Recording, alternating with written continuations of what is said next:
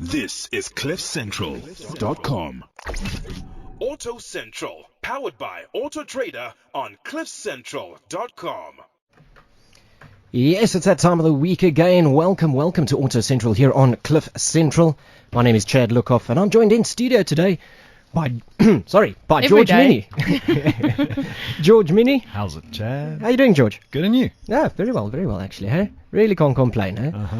How's that health spurt experiment going? Health spurt experiment. Yeah. Listen, would you mind? Did you guys mind introducing me? Yeah, we're gonna get there. Because you just, it's like we're gonna get there. But hi, Vilmarie. I'm just saying. Also joined in studio by Vilmarie Janssen van Rensburg. It's a SpeedQueen. I have a lot to say today. Hello. How are you? Well, yourself. Good, thanks. Yeah. So, otherwise, how are we doing? Good. I'm down a couple of kilos, so it's going well. It's going really well. In this heat, it makes a huge difference. It does make a huge difference, like you say. I'm wearing a jacket, so how can I do that? Well, when you've got a layer of fat that's gone, maybe the jacket doesn't matter too much. Not too much, eh? And Vilmarie, yourself? Well, this week it's my turn for struggling to get up those stairs. I saw you limping there a little bit. You can see me try and get out of a car, and with a skirt on, it's quite a picture, I must say. So how do you do your lunges? With weights or just lunges? No, with weights, but my trainer thought it'd give me a little bit more than the norm now that he's gone away. So normally it's like one lap, which is about 200 lunges. So this time he tells me to go 4 times. So I hardly made 2, which is like 300 lunges with weights. I'm feeling it. This was Monday. Tomorrow's coming. Yes. Oh, yeah. Tomorrow is when you're going to actually feel it, because it's never really the day after. It's the second. It's that second day. Third, yeah, as soon as that lactic acid sort of really settles in there, then you know all about it. Then the stiffness comes. But you know what, the bike I got to ride, which I know we're going to talk about, it's just you forget about everything. Well, do you have anything this week? Anything that you're riding this week? I do. I'm picking it up tomorrow. Okay. Well, this last week was the winner. Remember we had Arnold and them and the guys from in Pirelli, the bike of the year. Correct, yes. The winner, I've got the H2 I'm going to talk about today, the Kawasaki H2. And tomorrow I'm picking up the Triumph. I think it came second, Arnold said. In the Pirelli bike of the year, yes. Yes. So feel very blessed. But that's 2 fantastic bikes back to back, and they are, of course, a bike of the year, Pirelli bike of the year sort of finalists. Yeah. We can put it that way. First and second. And of course, while sticking with that, let's give you an idea of what we're talking about today. Today we do not have a guest. No, it is us. It is all us today. Nice. But it is a high performance issue. It is going supercharged. Most things. I don't want to say it's just supercharged though. Because have you got some surprises? No, I'm on the turbocharged side of things. Oh, okay. It's force fed, and supercharged is actually the correct term for it, because it's forced induction. But we both sat and we were both experimenting and testing and flexing the muscles of forced induction vehicles, both bikes and cars. So we have that Kawasaki H2. There are forced induction aeroplanes too. I was actually going to ask you. They are. How fast does your plane go? You said last time, was it? Well, on the weekend, there was a long weekend, so we flew up to the Kruger Park. So I took off here Thursday morning, like 6:15, I think we had wheels up. And I landed just on the other side of Sabi in a place called Hazy View. I landed there at just on 8 o'clock. So just on 2 hours from here to the Kruger Park, which in a car takes 5 hours. Yeah. So how would you put that in kilometers per hour? It does about 160 kilometers per hour. My little aeroplane does anyway. You get a lot faster aeroplanes, but I like my one. It's nice and docile. It doesn't stall that easily. It was beautiful over the mountains, going over the escarpment at God's Window. I had hands off. Flying at 9,500 feet, which was very high, and bearing in mind that the ground on the other side of the escarpment is 1,800 feet, so I was 8,000 feet above the ground, and flying over the escarpment was beautiful. So they let you land there? Yeah, there's a runway. There's a runway at the hotel that we stayed at. Oh, fabulous! Yeah, there's a runway there, and it was a big. How better way to do it? I'm properly jealous of you. I really am. Well, I am and I'm not. With what I got, but no, if you sit there and you say that you had absolutely sort of not dead stick, but you had hands-free sort of hands-free weather flying. around there. And you didn't go in the Cheetah, did Yes, you? went in the Cheetah. You went in the Yeah, Cheetah, okay. went So in the hey, Cheetah. so we're getting brave in that one. Oh yeah, we're getting brave. Building I up a had little bit of confidence. Had a friend of mine pilot in the passenger seat, so Okay. made me feel a little bit more confident. But flew there I flew all the way. And Does he just have more hours? Or? yeah, he's got a lot more Okay. hours in the Cheetah than me. So it's just a confidence it's just thing, a confidence really. thing. Okay. Yes. Put me in the trike, and I'd have done it alone. So it was fun. It was a fun weekend. Went to fly around the edge. Not allowed to fly into the Kruger Park. If you fly into the Kruger Park, there's little green buckies driving around, and they They look will up take and you they take out. your registration and they say, land. And you get into Do some they keep serious it? trouble. Oh. No, you can get arrested. It's serious because of the rhino poaching. Of course. And The stuff. So- poaching, Of course, yeah, but we fly on the edge of the Kruger Park on the Sabi River. And you fly nice and low. We saw hippo, and you see a lot of stuff from the air. Did you guys watch the GP? I was in the Kruger Park. Didn't have the. I was in. They do have TVs, you I know. was in Mafeking. In certain instances, TV don't matter. Yes. No, missed Well, this GP, was but good. we saw a bit of the updates on.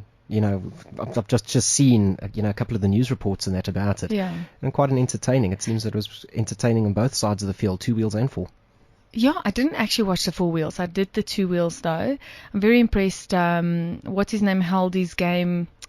Oh, Pedrosa held it against Rossi. Did I see Rossi come third? He came third. To Pedrosa. He was actually quicker than Pedrosa, but he just was so defensive he could not get past. And every time he did, he just passed him again. So the last 5 laps was great to watch. Unfortunately, as you know, Jorge went ahead a little bit. But he wasn't too far ahead, but he did get ahead and he didn't have anyone blocking him. So I still think Rossi did good. His lap times was great and he's bringing the points home, And unfortunately, what were we saying, Marquez? He just binned it. So he's out now. He's not going to have a chance. He maybe still had, but he is so cross with himself. And at this stage of the championship, you really can't You afford to make can't, mistakes. no. It's He's now where 5. championships are made and broken Yeah. now in these rounds. I mean, possibly we have how many rounds left? 2 rounds, I believe. I think After this 2 and rounds? he's at 5 crashes. On that level, That's a it bad is year. huge. Plain and simple, that's a bad Yeah. year. What are the points standing? The point, I don't know, do you have the points there? I'm 'Cause taking- Numti did give it to us, but Rossi is still ahead. So I mean that proves consistency because Exactly. I mean we had a little competition over at the Kruger Park. I didn't take part. You need a microlight to take part, and I didn't take that with. But there was a competition, and the guys that were consistent didn't win every single event, but the guys that were consistent won the entire event. So the guys that were cowboys and tried to go for bust on every event were the guys that didn't win. So same with bikes, same Consistency with is cars. a big thing. Consistency And I is a mean, big Rossi thing. is a pro at this. He's been doing Yeah. it for so long. Yeah. So he's really holding it there. Now, what is that old saying in racing? In order to finish first, Finish. You got to finish. you first have to finish. 100%. Yeah, in order to finish first. Talking about forced induction. Yes, well, actually, I do want to get back to that. Oh, do because, you? Yeah. So there's 2 types of forced induction, right? There's turbocharged and supercharged. And Yes, in theory, to yes. my understanding, turbocharged is the impeller is not connected to any drive system, whereas supercharged there is a belt that drives. That is correct, yes. The forced induction. Yes. So that's the main difference, right? That's the main difference. Supercharging is parasitic in that sense, where it actually takes drive from the motor. Yeah. So it takes energy to make energy, whereas turbocharging works on exhaust gases. Yeah. So you're sitting with 2 impellers.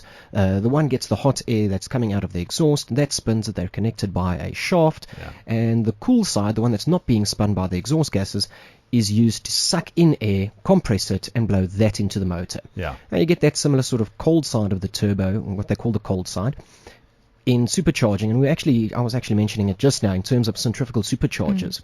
They're a hybrid mix because they still use that sort of snail-style compressor housing that you're going to get on a turbocharger, Yeah. but then they combine that with a gearing system and a direct drive, Yeah. usually off a pulley and off the crank of the motor, Yep. that will now drive this impeller into sucking air and compressing it and blowing it into the motor. And the main difference, in my understanding, is that the supercharger gives you less lag, whereas the turbo gives you turbo lag because that impeller has to begin spinning up as a result of gas versus the belt. Almost got a bit of a delay. The belt. Yeah. The belt's there driving the system the entire time. Correct, yes. It's for the most part, because in terms of supercharging, it's direct drive, so you've got a positive spin on the blade from idle. Yeah. And it's just a completely linear approach to its delivery, whereas turbocharging, it takes a little while before it reaches what's known as its threshold, actually. Yeah. And too many people actually confuse lag with threshold. Yeah. Now, boost threshold is where a turbocharger is actually compressing enough air to make it usable, and where it overcomes the vacuum effect in a motor. Yeah. So now it's actually creating positive pressure, and positive pressure is what you're looking for. You're wanting to force air into a motor. And turbocharging, it takes a little while before it builds up that amount of air to blow it into the motor.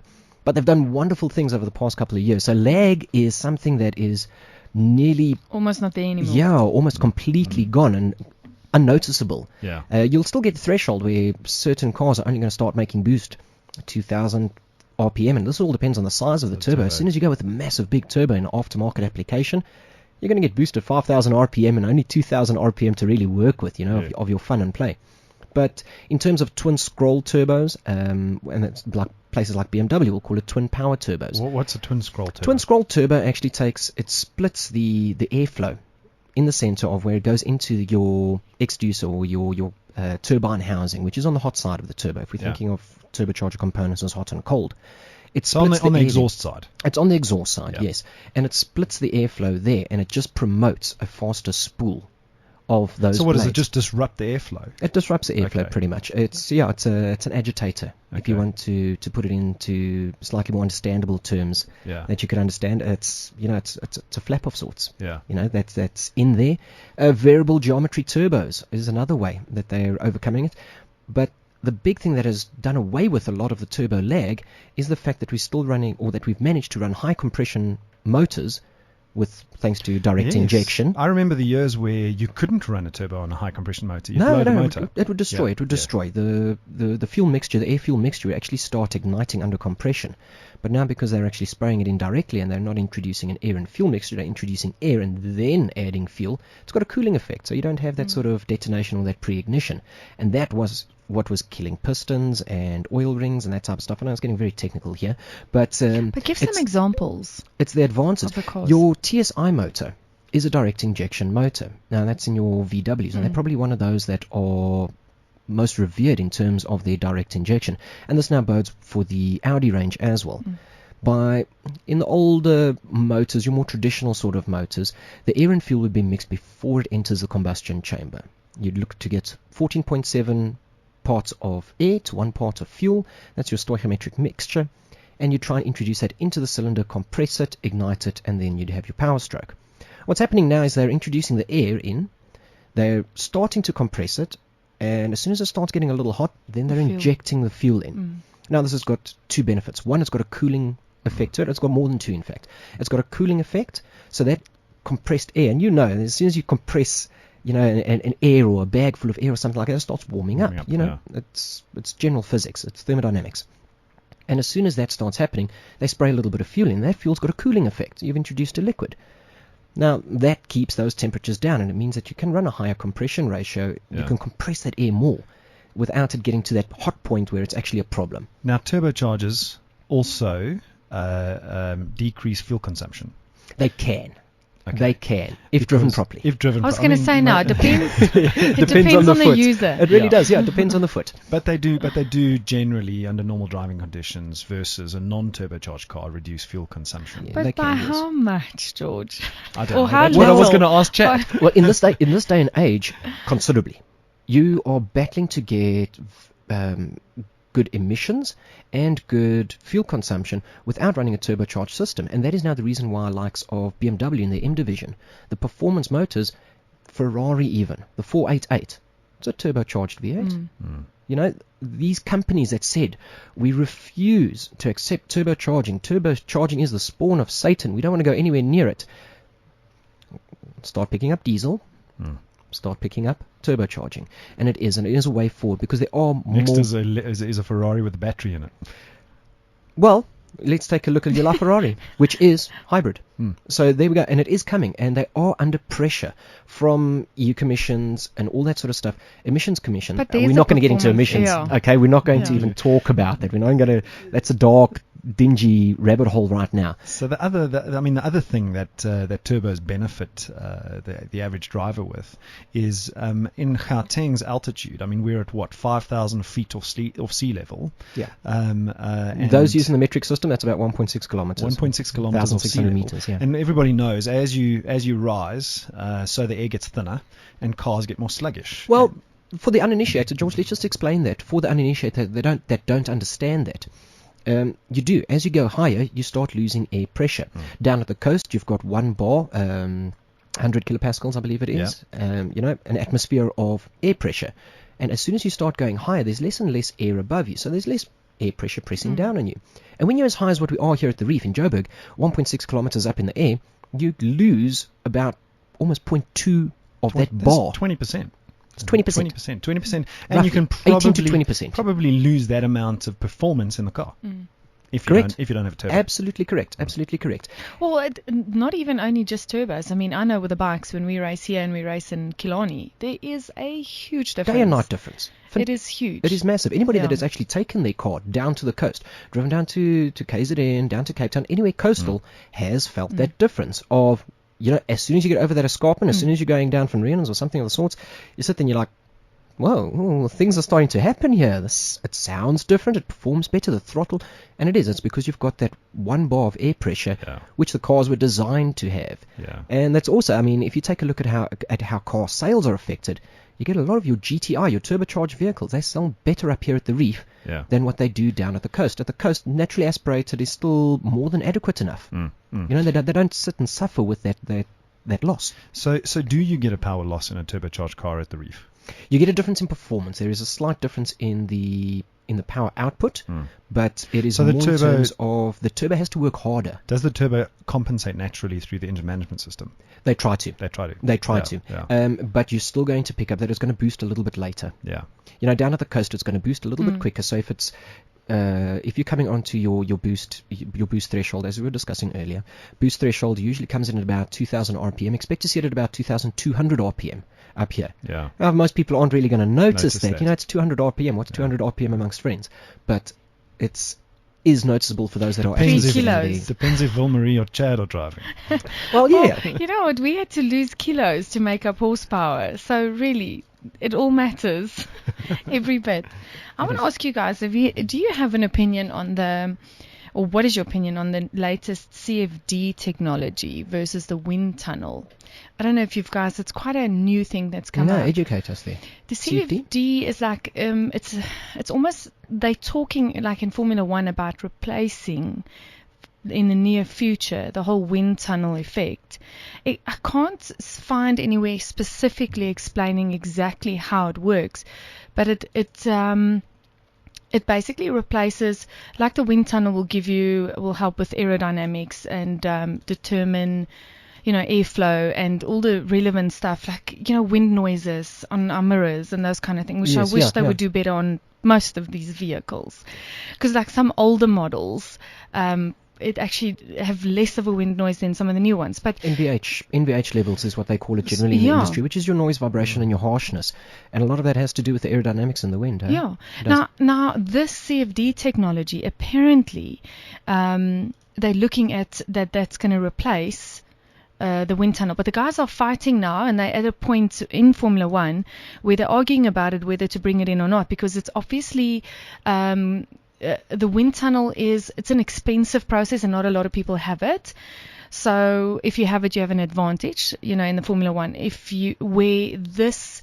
called the computational fluid dynamics. Yes. Or wind tunnel modeling is what they're basically saying. So it kind of mimics what a wind tunnel does, except it's a lot more, it's going to be a lot easier. You can have access to it easier. So it's got a lot of advantages, but some disadvantages. They say that if you're not properly educated in terms of how to use it, you can get quite a few errors. No doubt, a software-based one that is using basically a brain or a system, a formula for fluid dynamics, and translating that into how air would possibly respond over the wings, over the wheels, over the cockpit and the cabin of vehicles. They're saying it's overall cheaper, but it's any device. Any software is only as good as its operator. 100%, because they're saying only experienced modelers should use the software, which, I mean, people will get experienced as well. But in Formula One, before the rules start, before they're setting rules in stone, they want to now know, and there's quite a big debate going on about it. Is it going to happen and when? And but the guys seem to be fighting it quite a bit. They want to keep the wind tunnel technology going for a bit longer. But I mean, technology changes. I think they'll get there. To change. I believe that they'll get there. I mean, a lot of them were shunning, all the technological advances in the motorsport also for the longest time. And then if you take a look at your mid-90s season, electronics came to the forefront. Electronics changed the way that the game was 100%. Played in terms of, you had self-leveling suspension. The car would start setting itself up for a corner. Yeah. I remember that being one of the demises of Ayrton Senna when he went over to Williams. He battled to deal with the electronics. Well, I'm going to correct that. He found the car to be great, but he wasn't there with the electronics. It was the year that he went over to Williams that the electronics were banned. Then, all of a sudden, they were so involved in the electronic side of things that they forgot how to build a car. And that was the demise. All of a sudden, the car couldn't drive. He had a terrible season, and shortcuts were taken. And it all matters, It's that, once again, we were saying the balance about having it all.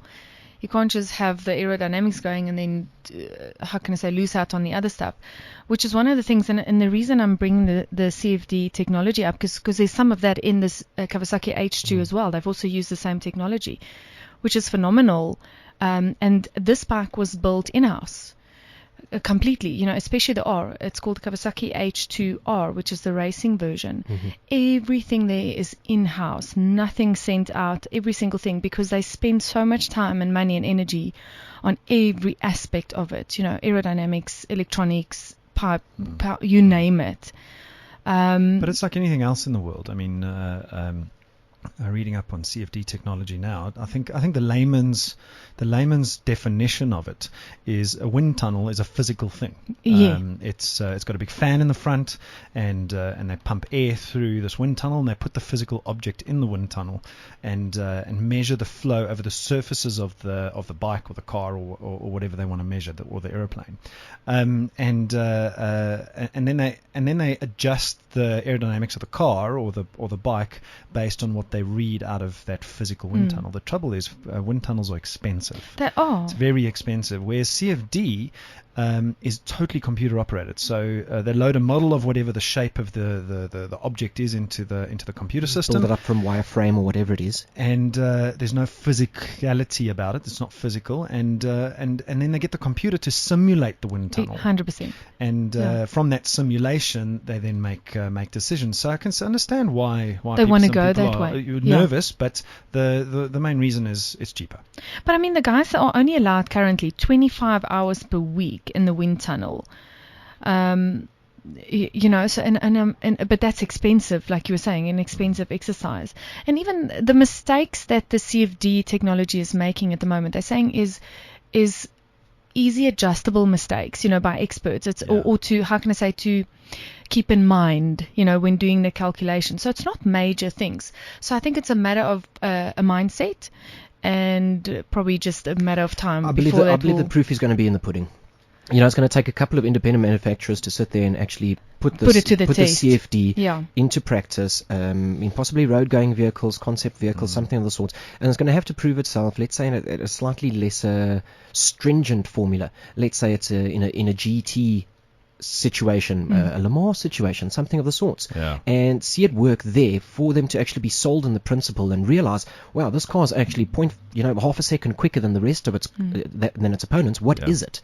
And but they have to employ it in Formula One and in GP in order to get it working properly. If they don't employ because it in that's Formula where you One, that's test where it. you test it. Yeah. That's where it's the proving ground. That's the proving ground. We've seen it now with everything. Technology on the bikes, cars. That's where it comes from. It gets put to the test. Well, absolutely. I mean, we take a look at the amount, and I saw this. I predicted it a few years ago. As soon as they announced that we were going to get turbocharging in Formula One, everybody ran around waving their handbags in the air with their hair on fire. You can't do this. Why you want to do that? I'm like, and look whoa, now. Wait, stop, slow down. Yes, it killed an aspect of the motorsport, which was the sound, which I'm sorry is a crucial aspect, because audio is a very intrinsic part of motoring and motoring excitement and the whole experience. But I don't know. I still like quiet bikes. No, No. You know what? There's a safety issue to that too. Yeah, no, I get that. Especially on the bike, you know. Not for my ears, though. And also, excuse me, your bloody cheetah or whatever is just as noisy. You know At 5,000 feet, you can't hear it. Yeah, true. But I mean, there's a safety thing with it.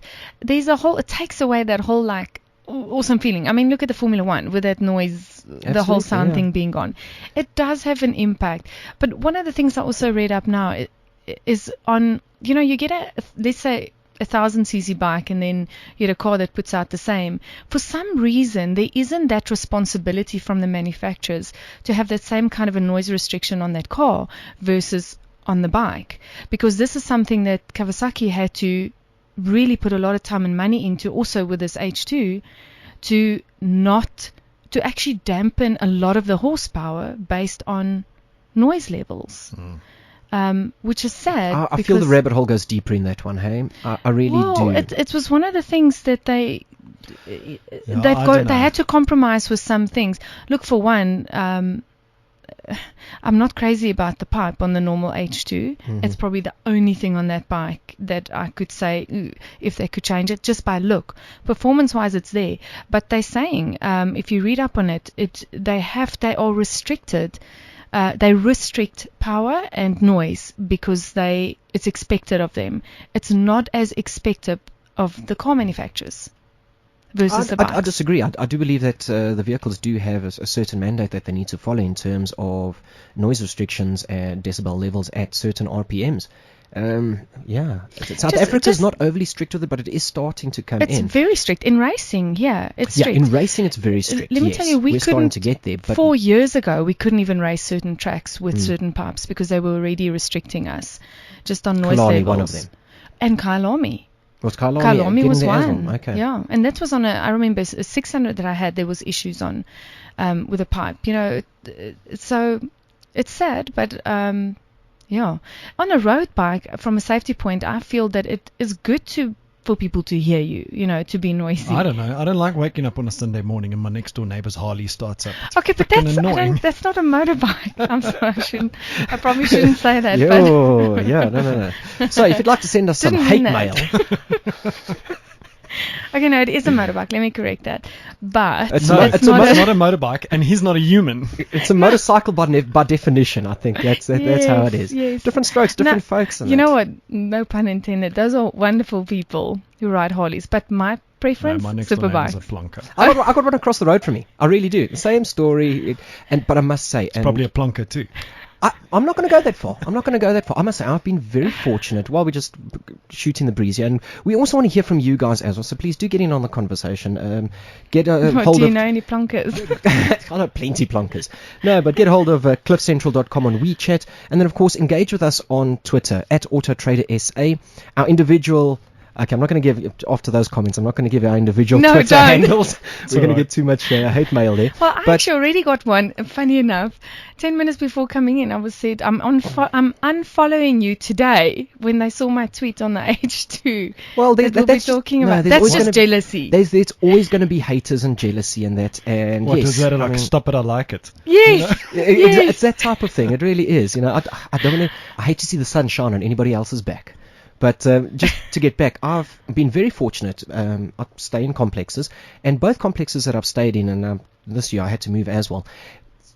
Previous owner had a CBR 900. Okay, fairly loud bike, and it had an aftermarket pipe on it. Had no problem with the man, absolutely none. He used to start it up, and within 10 to 15 seconds, he's gone. He's idling out of there. Yeah. And I mean idle. Hey, that bike never climbed off idle. I could deal with that. I've got the gentleman with a Harley across the way from me now. He warms it up. Similar story. He takes a little longer to warm it up. Okay, they are the Alfa Romeos of bikes. Okay, you're not going to get anywhere unless you warm it up. Okay. It is. It's fact. These are facts. Okay. So you'll sit there and you'll start it up and it'll idle, and it's got this offbeat rumble from the big twin. But it's not intrusive, and he's not sitting there and he's not revving it. Granted, he bring it in at some weird times of the day, but he understands, complex living. There's other people, There's other people. Yeah. And I really don't have a problem with that. My project car is noisy. It is loud. And I'm going to come in at some weird times as well in that thing. So what's your project car? My Mazda. That's why he's had to move so many times. Like, I've never had a I was complaint. gonna ask. I've never had a complaint. In all the complexes that I've lived in with that vehicle, I've never had a complaint. So also, but I also like to think that we can think of other people out there. My next door Even if we neighbor do have doesn't care. Does he just start at any time, revs it? He comes down the road and he, I don't know whether it can't idle, probably, but, My brother used to be like that. No. That comes. You swear that everything that he drove couldn't idle. Some people train them, or for some it just comes naturally, that they think they have to rev it every time you go over a bump or turn or come into where there's people. Or you don't have to. Or breathe. Wow. Or I can understand super bikes. I see them do this all the time, and other bikes for that matter, in the traffic. Yeah. They'd give the throttle a wind. Just give a warning. Just give a warning, and I've actually heard it, and I've looked at my rearview mirror. Oh, there's a bike coming And down it's worked. change lanes. Yeah, and it's it's worked. Yeah. And frickin' do it in a complex. There is no traffic. There is none. No, I hear what you're saying there. But Vilmarie, I'm actually My quite keen. bitching's over. We're gonna stretch our break out actually, because I want to get to, even before the break, I want to get to your H2. Come talk us through it. I mean, you've alluded to that you've been riding it, and they've done a lot of development, but it is probably one of the most anticipated releases this year, past 5 years, in terms of bikes. It really is one of those that, I mean, it gets the hair standing up on edge. It does. You know what? Even myself, about 2 years ago, there was talks about this thing that Kawasaki's bringing out, and everyone's like, "Oh, what is it?" And then it just went quiet, and we all forgot about it, And then, the news was out: the H2 is coming. It is. I mean, I picked it up. I couldn't stop smiling. I still have not been able to stop smiling since I've had that bike. Now, just to put you in the picture, there's a Kawasaki 1000. We say it's 1000. It's a 998cc, okay? So it's a 1000cc H2, which is what they call the normal model, and then there's a 1000cc H2R, which is the race version. Yeah. There is quite a bit of a difference. Fortunately, not as much engine-wise, which I'll explain just now as well. But the price-wise is the first difference. So the H2, the let's say the street version, we call it the street version, is just over 300,000. Okay. Well, there's one on AutoTrader for 299,000. There we go. H2s. So just under 300. That's not bad, because I was checking and there were two, so they've sold one. Must have sold one. So someone's sold one already. somewhere. I don't know why you would sell it, only if you can't ride it, if you can't handle it. To be very honest. No, I get a sneaky suspicion, not to interject there, but I get a sneaky suspicion that because I'm actually surprised there are that few for sale, because you buy it, you sell it for more type of thing. Correct. Yes, because of the waiting list for it. It happens with a lot of your top end AMGs and your M Power M Division vehicles from BMW. The guys will go, they know it's coming, they place the order, they spec it nicely. As soon as it's delivered, they say, I'm going to sell it back to you. Yeah. How much are you going to get? For extra 20 grand or something. No, higher. Yeah. When it comes to that, I mean, okay, on the bike, probably an extra 20 to 30, you can't go something that like much, that. yeah. But somebody's going to pay that premium so that they don't have to sit on a 6-month waiting list. True. Well, but just to give you guys an idea, South Africa was only able to bring 6 R versions in, race versions. How only come? 6. Well, they are spread out so thin across the world. They only had about 300 across the world, the globe, that was available. Even when they did the media releases, they gave 1 per region. Some regions had to even share it, and the guys were panicking, because the journalists they hand-picked journalists to ride this bike so that no one can crash it. No doubt. Because there's only one for this region. Yeah, you know no what I mean? doubt, yes. They didn't even give us the opportunity to put it on the track, unfortunately. But I think for all safety purposes, I would have rather said track than the Pirelli Bike of the Year, because those guys are hooligans. But so there's only 6 in this country. There's 70 H2 street versions, Which also isn't much, which but is I mean, not a lot. But it's also just recently released. It's very recent. So the street version is just over 300,000. The R version, can you guess? I'm sitting. Go for it. 400. 450. Over 600. What? No. But it's like 2 of the street versions, and then you can only ride yourself. You can't take a pillion. And it's got the same motor. Granted, no doubt it's got making a little more power, no doubt. There is a little bit of a difference, I can tell you now, but not a lot. What worries me is the little bit. For like double the price. Well, okay, 300 horsepower, 200 horsepower, but the street version had to be. It's a third higher. It's quite a bit of a. There is a difference there. How do they get more? How do they get more power? quite a few. There's carbon on the back as well, different exhaust system as well. Specific on the R version, there's a Kawasaki purpose-built exhaust for it. Mm-hmm. You know what I like about bikes versus cars is when you're paying 200,000 rand more for a spec model of car versus the base model, it's all styling. You're paying 200,000 rand for styling, whereas on bikes, Performance. It's performance based. I wish they would bring that to cars. I wish you could kind of up-spec your performance, chip the car, all manufacturer based, which would be nice, because they do that in bikes all the time. You do get some of those options in the vehicle. I've never seen it on the catalogue. You know, we will boost your turbo.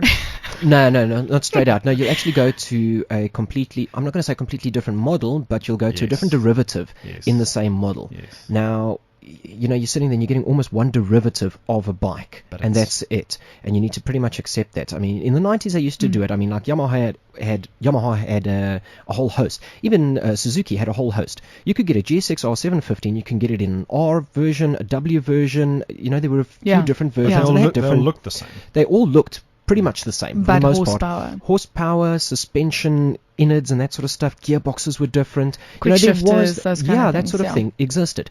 Now let's take a look. I'm gonna sit with VW again. I'm gonna give them a little bit of exposure. Shame they need it, especially now with this whole. Exactly. Sorry, Andile, if he's listening. But you're gonna go and you can buy a Golf. You can then go and buy a Golf GTI. Okay, there's your but the Golf performance does not version. look like the GDI. All right, but if you're looking for those GTI looks, you can go for GTI Performance Pack. You can go for GTI Edition. There are those that have a little extra, a little more, and sadly they come at a stupid premium. Exactly. But there isn't 100 horsepower difference though. No, like listen, this, like the H2 and the R. I mean, that's a big difference. They on a say, bike that is astronomical. It's huge. Hey, let's start with just the fact that the bike has 200 horsepower. Power to weight to that is nutty. Like nothing. It's nutty. Yeah. It's absolutely insane. It's bonkers. Then you want to go and add 50% more power But and bump it to 300. But I have to tell you, I was so impressed with how easy it was to manage that power. Because remember, it does have the whole traction control, Kawasaki traction control thing built in, which is brilliant. I could just open it up and it would sit. So it's manageable power. I would love to ride the R. So far, no one has offered. There is no Hint, demo. hint, nudge, nudge, wink, wink. Kawasaki, if you're listening, we need an R. I'll give some heels for that. Yeah. No, really, the R, there is no demo available. So anyone who's got that, one of those 6, I mean, I'm sure they're going to hang on to that. They won't give it as a demo, but you never know. But they're saying that the difference in the H2 and the R, engine-wise, or what they've done, is that it's only small changes like the reduced power now, but it's the power is due to camshafts, head gasket, clutch, and street legal exhaust, which is really not a lot. So in other words, you can up that performance. But those are vital components. And you need to remember here, we were talking about a forced induction bike. That's the one bit that we haven't alluded to, is that this is a return to forced induction for Kawasaki. Yeah. I mean, we would, if we have to think back, was it GBZ 500? Which was in fact turbocharged. We're talking about late 70s, 80s. Your GPZ was... How old are you? Old enough. Old enough. Sorry, I don't know. But it's a return, and that was also why there was so much song and dance made about this. But a lot of it on the ECU and those kind of things, if someone knows what they're doing, which there is a lot of guys in South Africa that do actually, you can get a lot more performance out of that H2, which is the street version, and also the pipe. Just bearing in mind the whole warranty thing as well. But this brings me to the R, which is amazing because they have posted straight out on their site, on the Kawasaki worldwide site, where they say there that R's got no warranty. You buy it as is for over 600,000. They make you sign a document to say that you will not kill yourself. Exactly. There's no guarantee fully liable 100% for everything. They tell you also, do not, when you park the bike, don't park it on a front and a rear stand, because they don't want the tires damaged, and you are only allowed to use the R, which is probably why there's only 6, thinking about it now, on the track. It is not street legal. It's of your Zonda likes and your Ferrari FXXs. You know, it's that almost are like only... the Desmo Sedici. Do you remember that? Correct, a while ago. That was about, what, okay, that was under 400,000. Now we're going over 600,000. Yeah, but it was a good couple of years ago. But it was a couple of years ago, and this is you're only allowed to use it on the track.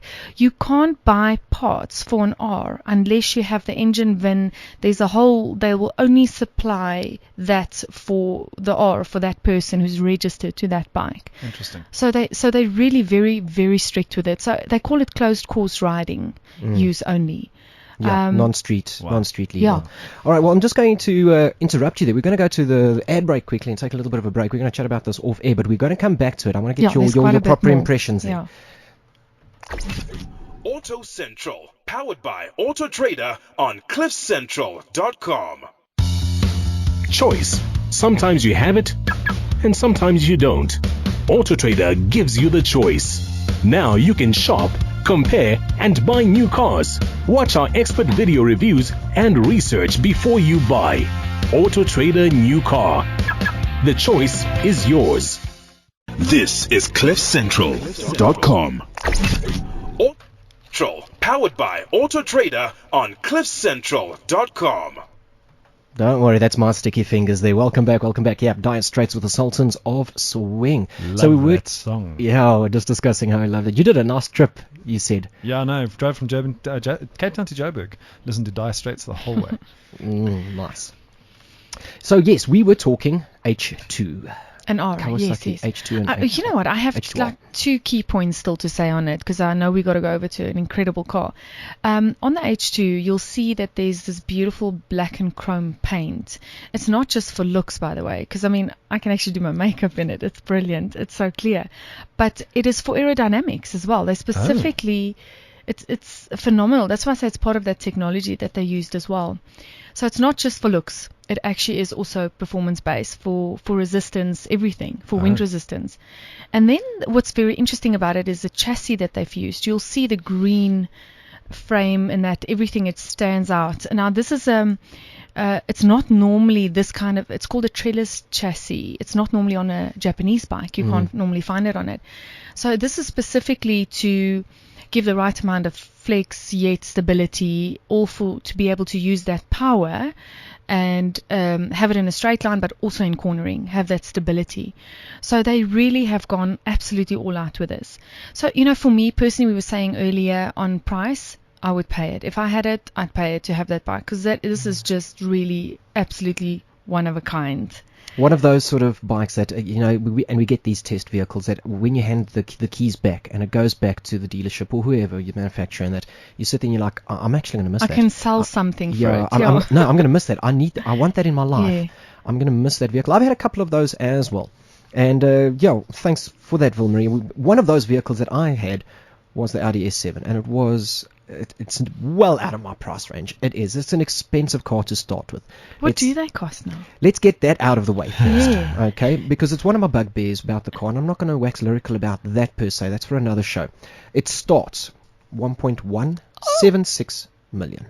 That's 1,701. Yeah, try that that's again. almost I'm reading this like Jacob Zuma. 1,176,500 rand.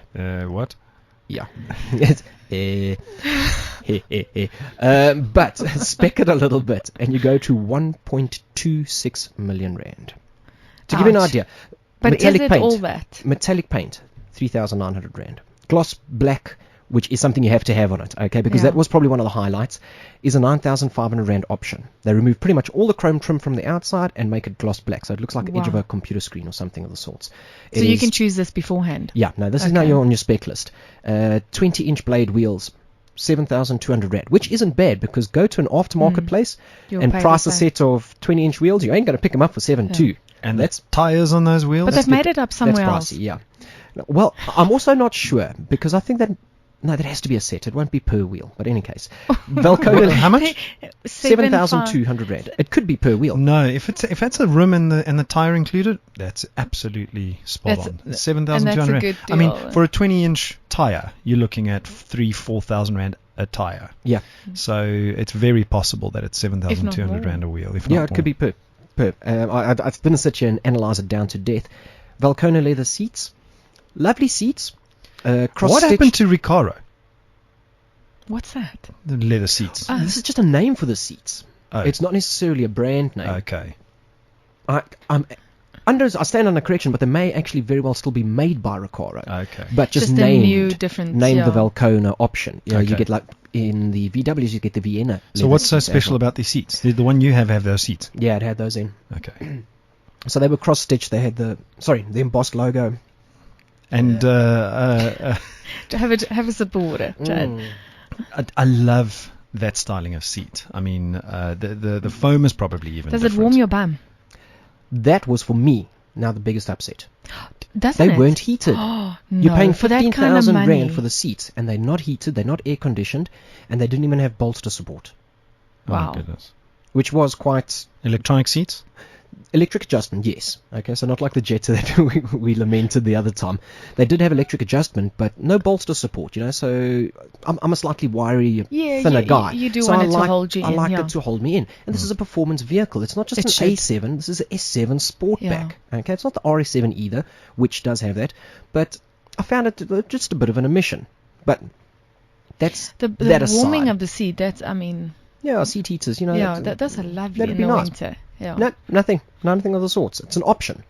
It's like a Check heated the grip. option. You can't But go I mean- without it in winter. That's the thing, yeah. All right, now the S7 Sportback goes up against cars, and you've got to think the Mercedes-Benz CLS here, Porsche Panamera even.